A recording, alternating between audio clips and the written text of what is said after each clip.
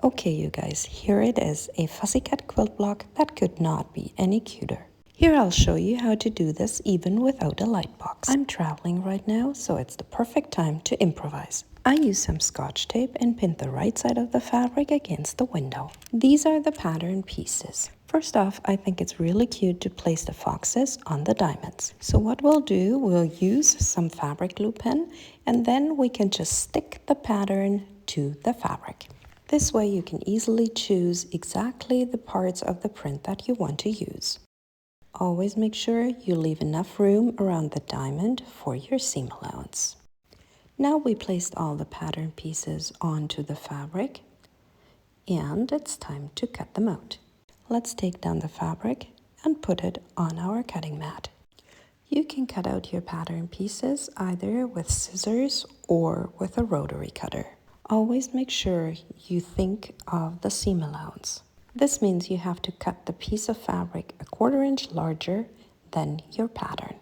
Here I fold back the pieces of the pattern that will be background fabric and just cut it back with a rotary cutter. Your fabric afterwards will look a little bit like a Swiss cheese, but at least you're not wasting too much. Here we are. All the diamond pieces are done. Now it's time to do the background. I don't pre-cut my fabric, but use the large piece. Now you place right sides together and align the seam allowance. Here you can see I aligned the seam allowance. And now you stitch along the line between 1 and 2. When you're done with your seam, you just fold it over.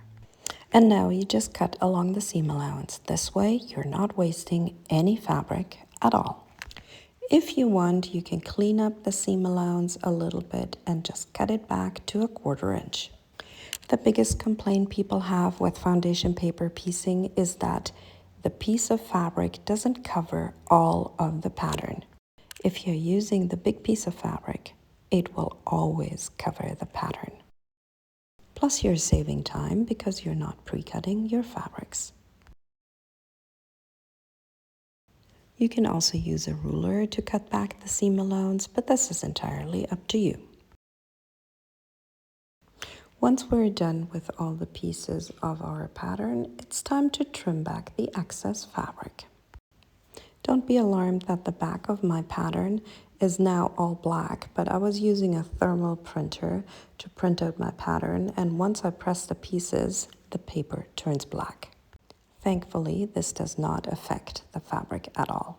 You can cut off the excess fabric either with a rotary cutter or scissors.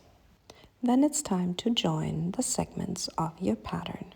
The great part of foundation paper piecing is that the points always match perfectly. I like to take off the paper of the seam allowance before I press the segments. This just reduces some extra bulk and ensures that the block will be the correct size.